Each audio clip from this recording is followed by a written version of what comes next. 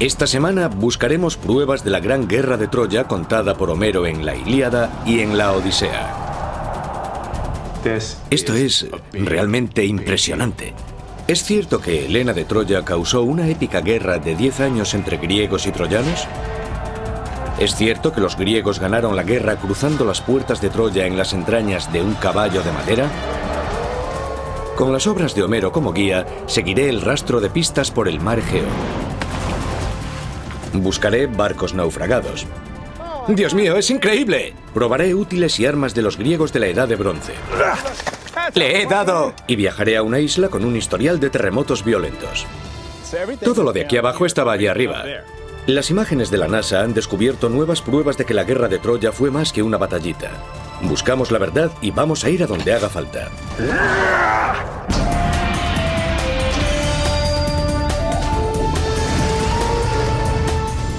Investigando la historia. Troya, de dioses y guerreros. Los antiguos griegos son famosos por sus historias. Sobre todo la de una épica contienda de 10 años entre soldados griegos y la ciudad fortaleza de Troya. Hola, soy Josh Bernstein.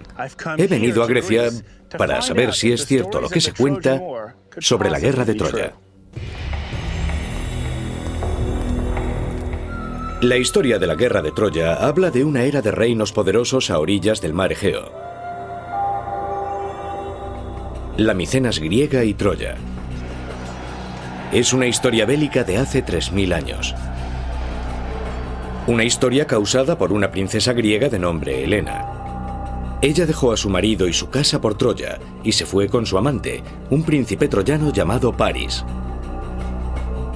Sus acciones tuvieron graves consecuencias.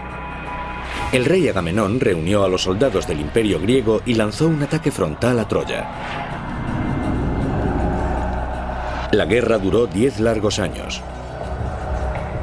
Duró hasta que el héroe Ulises puso fin al conflicto con una inteligente treta. Los griegos se colaron en Troya dentro de un caballo de madera. Redujeron la ciudad a cenizas. Y volvieron a Grecia con Helena. Es una de las anécdotas más famosas de la historia. ¿Pero es cierta?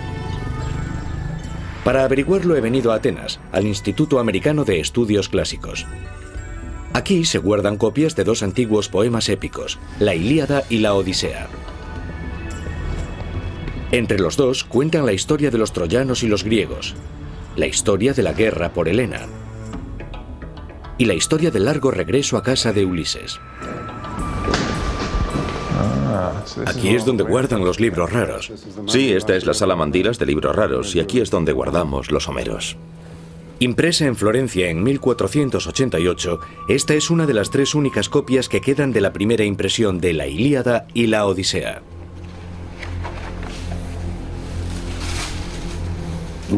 Parece escrita a mano, pero está impresa, se hizo con imprenta. Pero no es la primera que se escribió. No. ¿Y en qué formato existió anteriormente? Tenemos fragmentos del texto de Homero en papiro. Se encontraron en las dunas egipcias. El más antiguo data seguramente del tercer siglo antes de Cristo.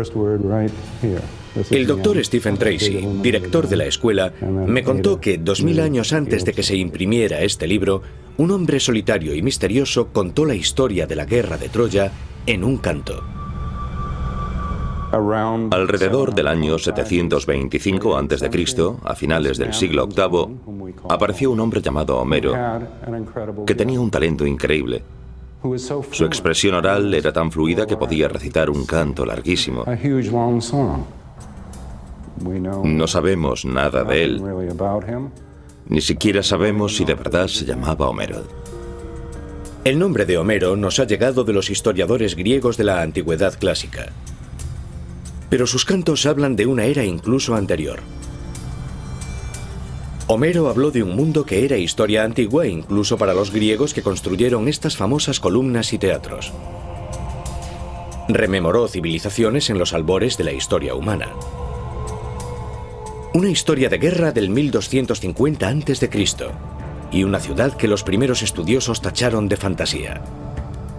Pero, ¿y si Troya existió de verdad? ¿Serán ciertas las historias de Homero? Si lo son, un mundo entero de reinos antiguos y valientes ejércitos espera a ser descubierto. Y yo me uno a la búsqueda para encontrarlo. Homero ubicó Troya en lo que ahora es Turquía, al otro lado del mar Egeo, a unos 300 kilómetros al suroeste de Estambul. Habló de una gran ciudad fuertemente amurallada, en una llanura expuesta al viento. Se hallaba en la costa meridional del Helesponto, una estrecha franja de agua que conecta el Egeo con el mar de Mármara, conocida como los Dardanelos. La búsqueda de la Troya de Homero comenzó a gran escala a finales del siglo XIX, de la mano de un empresario alemán convertido en arqueólogo llamado Heinrich Schliemann. Schliemann hizo fortuna con sus negocios y se la gastó intentando demostrar que Homero describió sitios reales y hechos reales. En 1870, Heinrich Schliemann vino aquí, con la Ilíada y la Odisea como guías. Estaba seguro de que la discreta colina a mis espaldas era nada menos que la mítica ciudad de Troya. Schliemann emprendió la búsqueda de los tesoros del reino troyano y también de la prueba de que la guerra descrita por Homero había sucedido de verdad. Gracias a las pistas de la Ilíada y la Odisea, concluyó que tanto Troya como las pruebas de la Gran Guerra podrían hallarse aquí.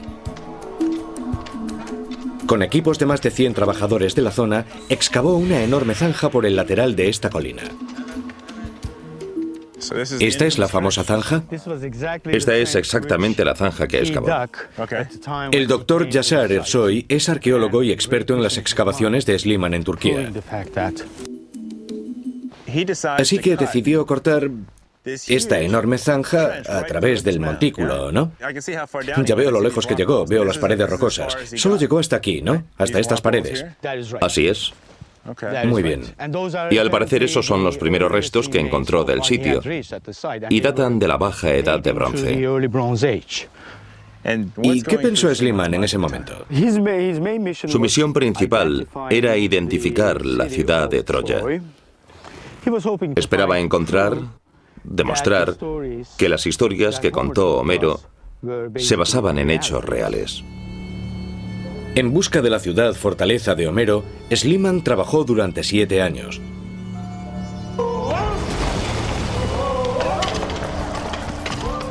Sus excavaciones fueron acusadas de estar entre las más destructivas de la historia de la arqueología.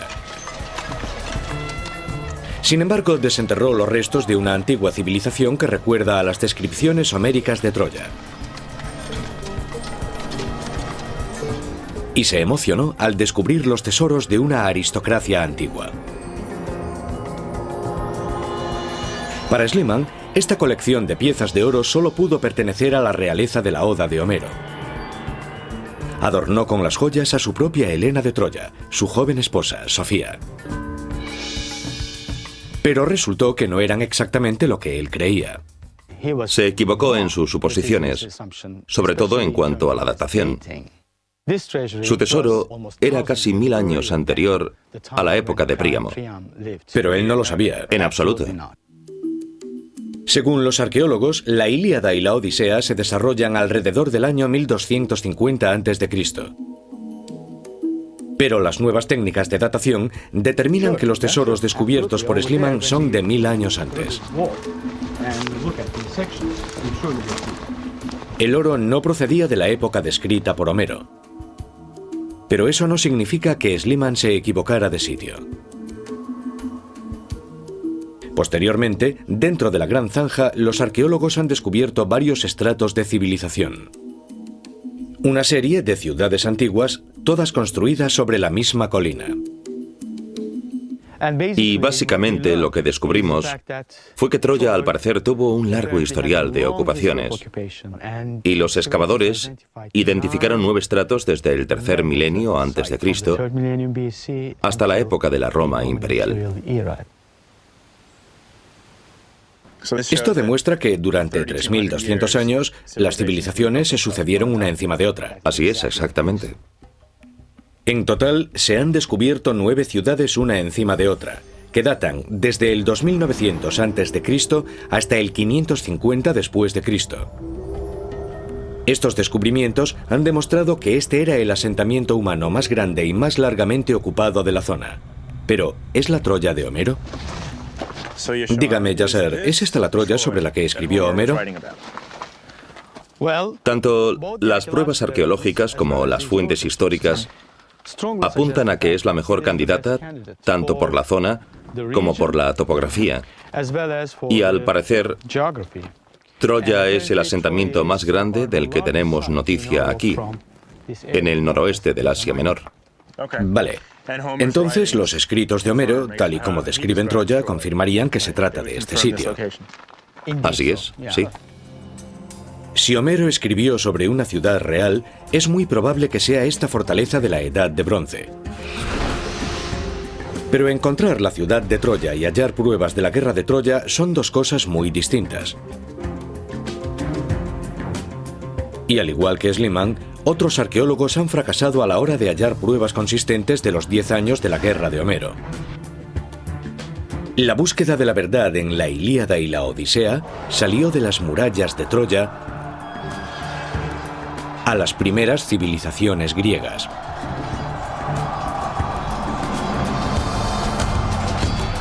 Y hacia allá me dirijo. A continuación, utilizaré imágenes tomadas por la NASA en una islita griega donde los terremotos podrían haber ocultado una gran pista. Hasta ahora. Estoy en busca de soldados que lucharon en la guerra de Troya usando pistas de la Ilíada y la Odisea. En Turquía seguí el rastro del poeta Homero hasta las ruinas de una antigua ciudad. Averigüé que se había descubierto un tesoro enterrado y supe que existió un reino en la Edad de Bronce justo donde Homero lo describió. Ahora continuaré con mi búsqueda al otro lado del mar. Porque si las historias sobre Troya son ciertas, los griegos derribaron las murallas de la ciudad. Y los griegos tenían su propio reino. Ahora estoy buscando el reino de Agamenón, descrito por Homero como Micenas, rica en oro. Según Homero, Micenas estaba entre dos emplazamientos históricos.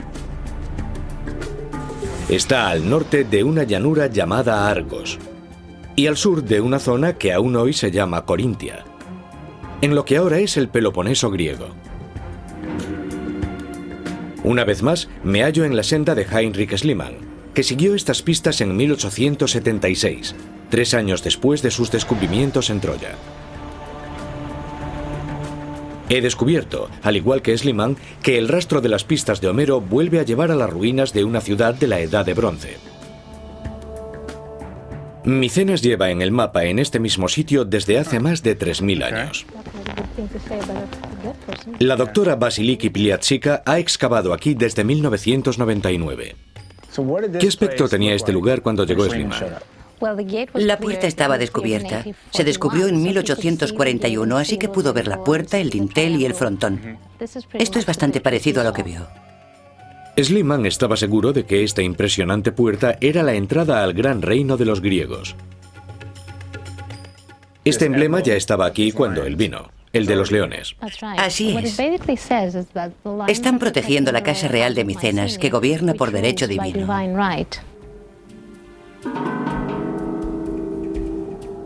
En la Ilíada, es el rey Agamenón en persona quien reúne a los ejércitos de las regiones de toda Grecia para atacar Troya.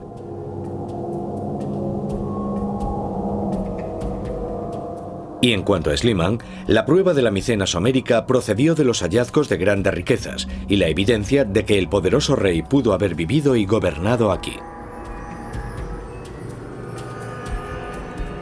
Al cruzar la Puerta de los Leones, no pasa desapercibido el lugar donde Schliemann y otro numeroso equipo iniciaron la primera gran excavación de esta ciudad enterrada. Rápidamente despejó esta extensa zona justo detrás de la Puerta de los Leones.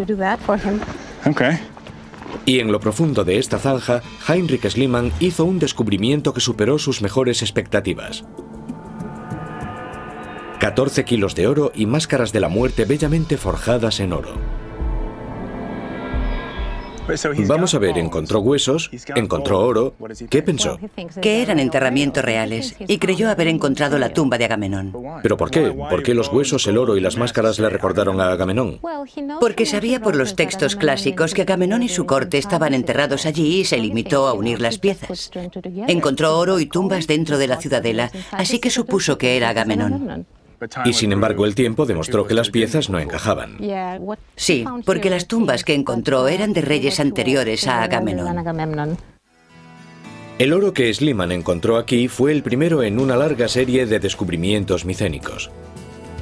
Y los arqueólogos han demostrado desde entonces que esta era la ciudad más poderosa de la zona durante toda la Edad de Bronce. Eso la convierte en la única ubicación posible para el reino griego descrito por Homero. Con la Ilíada y la Odisea como guías, Heinrich Schliemann redescubrió Troya y Micenas para el mundo moderno. Y generaciones de exploradores siguieron sus pasos. Hoy en día, hay una nueva búsqueda en marcha en pos de un reino isleño descrito por Homero en la Odisea. Si se encuentra este reino, le dará una nueva dimensión a la búsqueda arqueológica de la verdad que esconde la narrativa homérica. Significará el descubrimiento de la casa de Ulises, el hombre que llevó el caballo de Troya a Troya y puso fin a la guerra. Pocas ubicaciones de la Ilíada y la Odisea son tan importantes como un reino isleño llamado Ítaca, hogar de Ulises. Recientes pruebas demuestran que la ubicación de Ítaca podría haberse hallado, como se describe en los escritos de Homero, aquí en la costa oeste de Grecia, en una isla llamada Cefalonia. Cefalonia forma parte del pequeño archipiélago de las Islas Jónicas. Están al borde de una falla entre dos placas tectónicas. Esta es una de las zonas de terremotos más activas del planeta. Estoy aquí con Robert Bittlestone, que cree que estos terremotos, quizá cientos en los últimos 3000 años, han ocultado la ubicación de la Ítaca de Homero. Hasta ahora. La descripción más importante que se hace en la Odisea sobre la supuesta ubicación de Ítaca es cuando el rey Ulises anuncia su identidad y dice: mi isla de Ítaca está más allá de la oscuridad del atardecer. En otras palabras, al oeste. Y si miras un mapa actual de esta zona, verás que hay una contradicción inmediata, porque la isla moderna de Ítaca no está más al oeste, sino más al este. Así que la descripción que Homero da de Ítaca, del reino, no se corresponde con la actual Ítaca. No se corresponde, hay un error, hay una contradicción. Y yo pensé, ¿pero por qué? ¿Cómo pudo equivocarse con la geografía? La teoría de Bittlestone comienza identificando una garganta que separa la parte occidental de Cefalonia del grueso de la isla. Él piensa que esta garganta antiguamente fue un estrecho paso marítimo que se ha ido llenando con desprendimientos de tierra de los terremotos. Si tiene razón, la isla que llamamos Cefalonia habría sido en otros tiempos dos islas. Y la que está más al oeste era la Ítaca de Homero. Eso hace que los mapas que llaman Ítaca a la actual isla sean incorrectos. Sabemos que aquí abajo estaba el mar, pero se rellenó por el proceso de desprendimiento rocoso. Vaya, entonces todo lo que se ve en el valle estaba arriba en la montaña. Exacto. Así que antes de los desprendimientos había un canal de agua que pasaba por aquí. Casi todos los expertos concuerdan en que este sitio en el que estamos ahora mismo es la antigua Sami, pero no han podido localizar la antigua Ítaca. Y yo creo que estaba por allí, al otro lado del valle. Desde que Bittlestone concibió su teoría, ha obtenido información muy útil de la NASA, gracias a imágenes tomadas con un programa llamado Whirlwind. Gracias al programa, ha conseguido peinar la isla electrónicamente y buscar pistas en 3 dimensiones. Con ayuda de estas imágenes, Bittlestone emprendió la búsqueda de rasgos específicos en la parte occidental de Cefalonia que encajan con la descripción que Homero hizo de Ítaca, como esta bahía. En ella, 2 cabos se proyectan como cortados desde la orilla, la protegen de las olas, azotada por las fuertes corrientes de viento exteriores. Lo fascinante es que esta descripción del puerto en la Odisea concuerda casi exactamente con lo que tenemos delante. Al igual que Schliemann, Bittelstone usa la poesía clásica para buscar verdades históricas. Y confía en que estas excavaciones acaben dándole la razón. Entraron remando en la bahía. La conocían de antes. La mitad de la nave atracó en la playa a toda velocidad. Tal era la fuerza de los remeros. Así que hay que buscar una playa. Vaya, ya entiendo lo que dices, tenemos arena. Tenemos arena. De eso no falta. Desde las playas a las cumbres, Bittelstone le pisa los talones a Homero. Atenea está hablando con Ulises y le dice: mira hacia arriba y verás tu montaña, el monte Nérito, cubierto de hojas meciéndose. Y ahí está. Hasta la fecha, cree haber identificado 15 emplazamientos distintos descritos en Ítaca por Homero, hace más de 2000 años. Y cada ubicación es una pista que espera le lleve algún día al palacio del mismo Ulises. Resumiendo lo que me has contado, había un mapa del tesoro con estos puntos señalados, pero no se sabía por dónde empezar. Así es, pero lo mejor de todo es esto. Todo el mundo pensaba que el mapa del tesoro era de una isla del tesoro legendaria, que no era una isla real, que no se podía encontrar Ítaca, y menos identificar montañas o sitios en concreto. Ahora tenemos una buena oportunidad de demostrar que Ítaca es real. Lo que Heinrich Schliemann comenzó, Robert Bittelstone lo llevará al futuro. Y en los años que separan a estos hombres, otros arqueólogos han hecho gran cantidad de descubrimientos en pos de la guerra de Troya.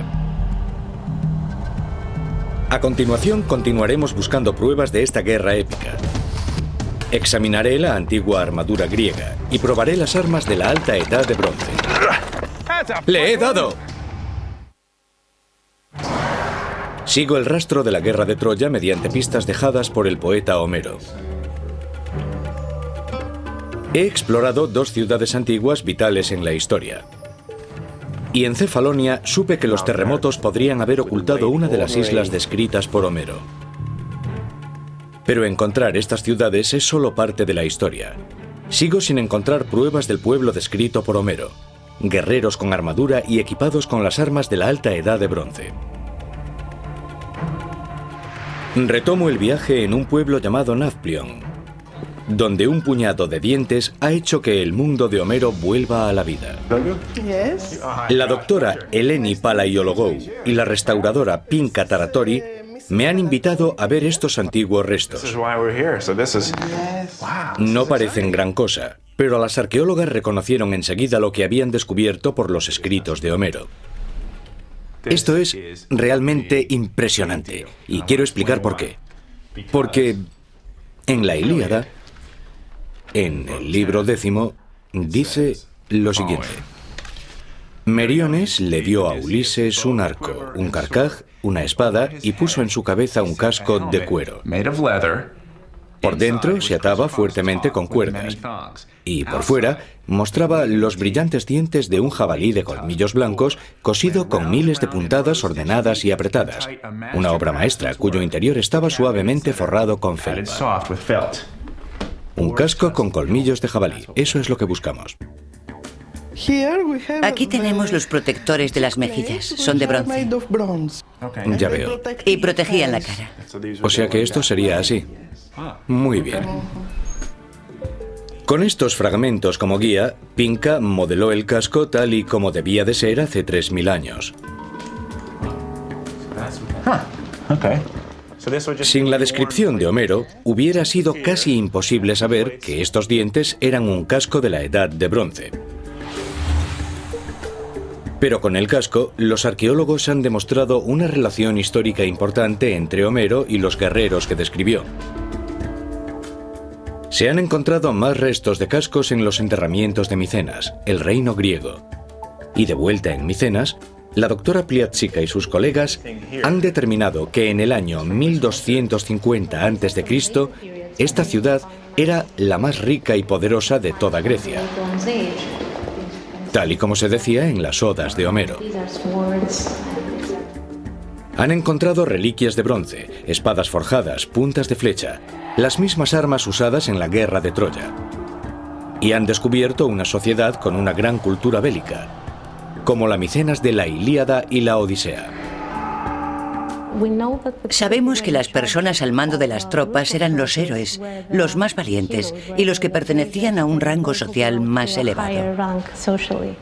Se veían a sí mismos como soldados y cazadores. Lo que Homero decía es que había guerreros que usaban este tipo de armas y eran personas que estaban por encima de la gente normal, de los que trabajaban el campo y los pastores. Entonces, el hecho de que Homero describiera al pueblo de Micenas como un núcleo de poder, tal y como hemos dicho, es algo demostrado. Es un retrato preciso. Lo que Homero dijo es muy preciso. Los hallazgos arqueológicos de Micenas han relacionado las palabras de Homero con las realidades de una cultura bélica que todavía no se ha descubierto. Los residentes de esta ciudad en la Alta Edad de Bronce usaban las armas descritas por Homero, desde las puntas de flecha a las espadas de bronce, pasando por carros tirados por caballos. Estos carros eran los tanques de la guerra de Troya. Y Homero describe su uso en el campo de batalla constantemente. En el libro 20 dice: Aquiles se lanzó al ataque. Sus caballos de cascos afilados derribaron escudos y cuerpos. El eje bajo su carro quedó salpicado de sangre. Quiero ver un carro de esos con mis propios ojos. Aquí tenemos un carro. Una gran máquina de guerra. Precioso. Esto es un carro de la Alta Edad de Bronce, ¿no? Exacto. Tufan Turangli ha reproducido un carro griego siguiendo tanto las descripciones de Homero como el arte de la Alta Edad de Bronce. ¿Cuántos pasajeros? 2, el piloto y un guerrero. Muy bien. Iba cubierto de cuero. Y a veces el interior era un cesto de mimbre con el exterior de cuero. El piloto dirigía los caballos y el guerrero luchaba. ¿Se sabe si los guerreros usaban los carros como transporte o luchaban con ellos? Existen fuentes que demuestran que ambas cosas eran para llegar al campo de batalla y para pelear en él. Así que uno conducía y el otro, el pasajero, iba luchando. ¿Y con qué crees tú que luchaban? Dime, ¿con arcos y flechas? Probablemente con arco y con lanzas. Y también se sabe que se bajaban para luchar cuerpo a cuerpo con espada. ¿Qué te parece? ¿Te apetece dar una vuelta? ¿Podemos montar? Sí. Vale, vamos. Vamos a enganchar los caballos. Estos caballos tienen arreos modernos, pero el concepto es el mismo.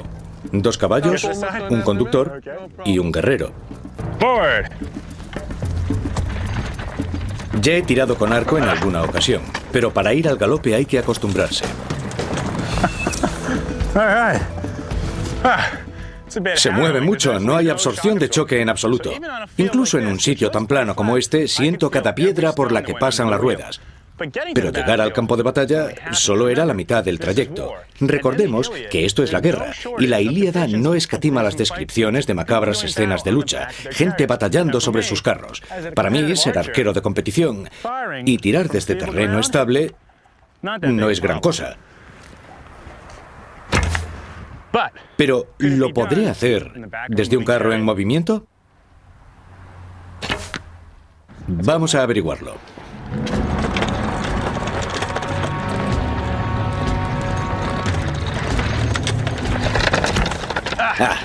Demasiado bajo.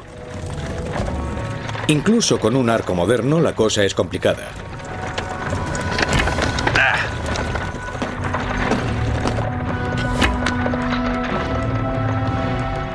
Los arqueólogos siguen buscando pruebas de cómo era exactamente la rutina bélica en la antigua Grecia. Existen pruebas concretas de carros de la Edad de Bronce, flechas y lanzas. La polémica continúa sobre cómo se combinaban exactamente estas armas.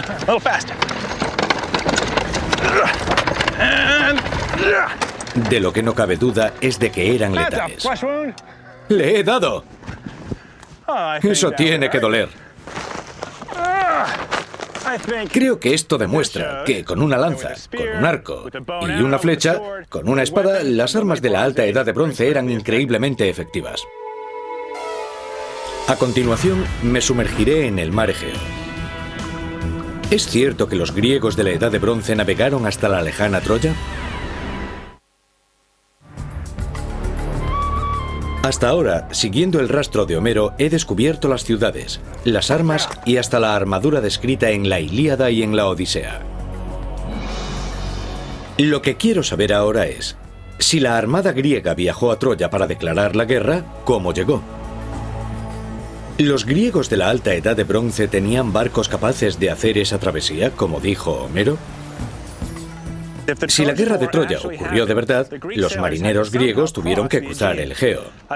He venido al antiguo puerto de Volos, donde la construcción de barcos es una tradición milenaria. Hay alguien que afirma poder demostrarnos cómo se hacían las cosas antiguamente. El contraalmirante Apóstolos Kourtis y su equipo están construyendo un Penteconter, uno de los primeros modelos de una larga tradición de navíos de guerra griegos. Este podría ser el tipo de barco de guerra utilizado en la guerra de Troya. El arte de la Edad de Bronce indica que los barcos de guerra de la época tenían la proa plana y 3 elementos estructurales unidos en la popa. La flota griega de Homero suelta amarras hacia Troya en barcos con 50 remeros cada uno. El almirante y su equipo se disponen a construir un barco siguiendo las descripciones al dedillo. Y no usamos clavos. ¿Nada de clavos? Sin clavos. Al final pondrán a prueba la teoría de que estos barcos son rápidos y fáciles de maniobrar. Pero primero hay que construir uno. ¿Y las herramientas que usamos son las tradicionales? Sí, herramientas de mano. De mano, sin máquinas. No. Entonces, durante la guerra de Troya, los constructores tenían un equipo de 50 hombres para hacer barcos. ¿Tú cuántos tienes? ¿1, 2, 3? Ellos tenían 50, ¿y tú 3 o 4? Sí. El equipo de Apóstolos construye el barco por amor al arte. Pero también es un ejercicio de arqueología experimental.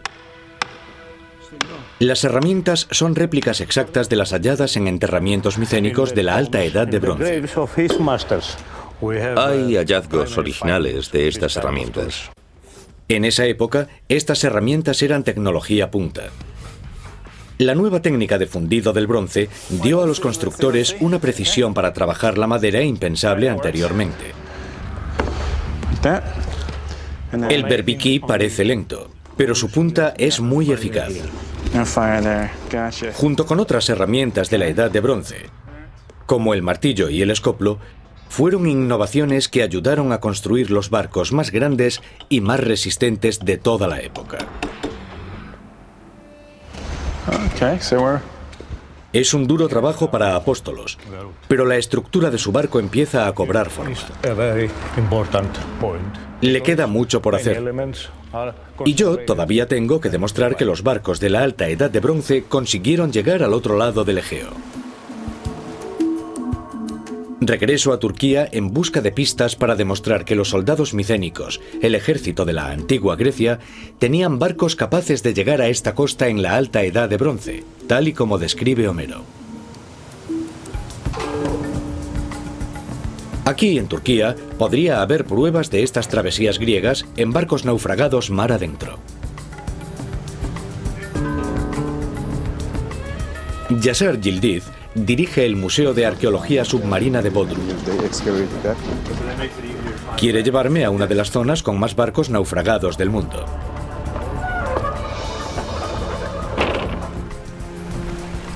En la antigüedad, arrecifes como este al que nos acercamos eran muy peligrosos para los marinos. Justo bajo la superficie, cerca de la orilla, estos peligros han sellado el destino de los capitanes desde que el primer barco cruzó la zona. Y es en estas aguas donde un barco naufragado de la época troyana fue descubierto y examinado. Yasser dice que luego veremos restos del barco cuando volvamos al museo. Pero primero me daré un bañito. No me voy a meter con sombrero. No podemos ni imaginar los tesoros arqueológicos que podrían existir en esta costa.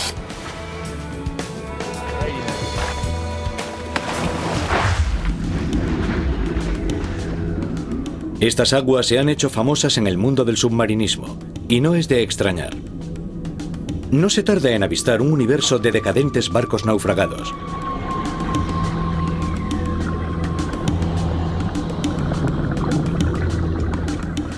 Al sumergirnos, me doy cuenta de que este moderno barco es uno de tantos.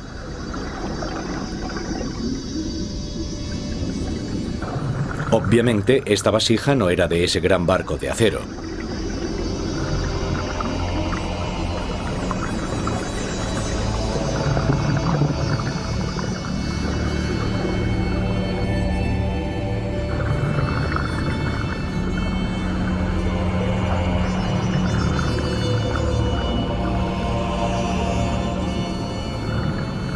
Esta gran cadena de ancla moderna ha caído sobre una pila de cerámica antigua. Escombros de hace 2000 años.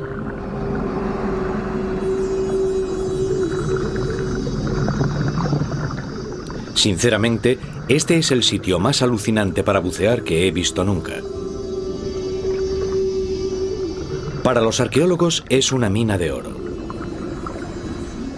Es obvio que los barcos naufragados y una carga como esta pueden proporcionar valiosa información sobre la vida en civilizaciones antiguas. Pero, ¿qué nos dicen sobre la guerra de Troya? Ha sido una gran inmersión. Tengo que darte la mano. Si consigo subir.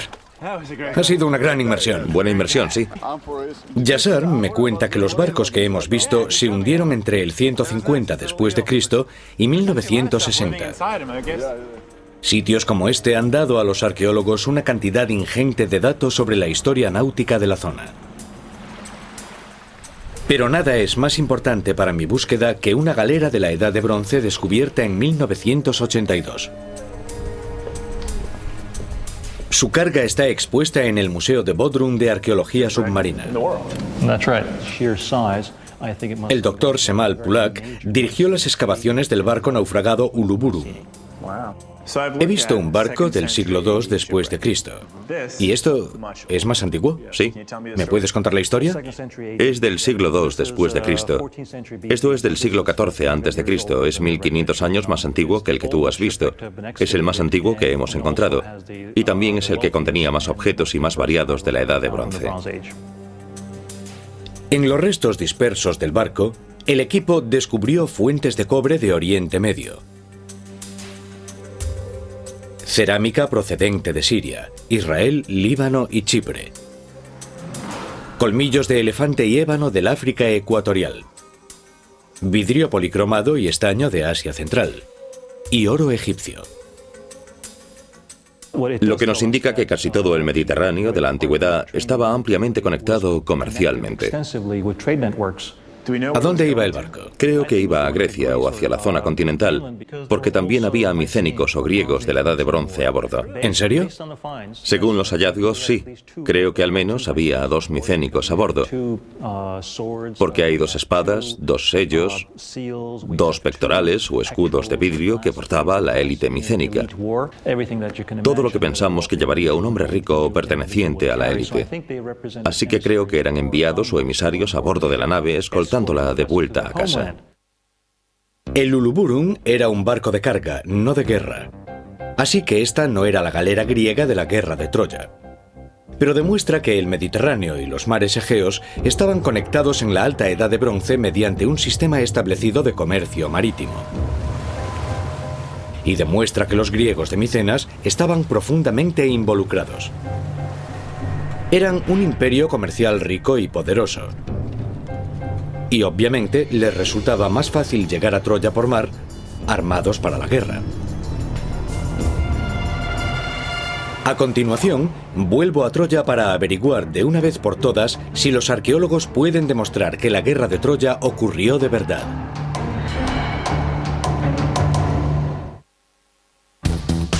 Sigo el rastro de la guerra de Troya usando pistas de la Ilíada y la Odisea. He recorrido Grecia y Turquía para averiguar que sí que hubo una gran civilización de fieros guerreros e increíbles riquezas, como la que describió el poeta Homero. He cruzado el mar Egeo, y bajo sus claras aguas he descubierto pruebas de que el ejército griego pudo haber navegado a Troya armado para la guerra.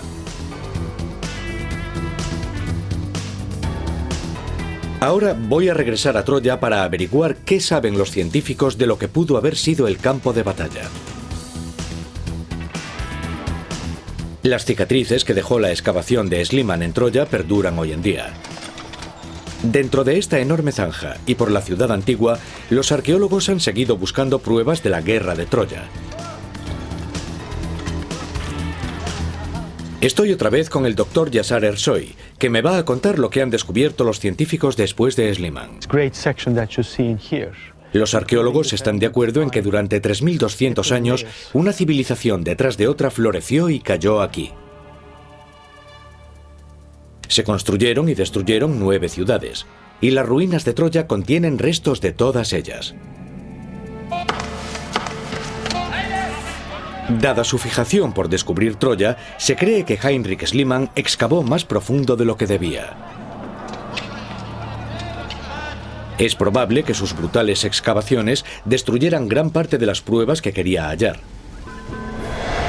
Sin embargo, quedaron suficientes pistas para que los arqueólogos posteriores determinaran qué estrato de ciudad era contemporáneo del período homérico.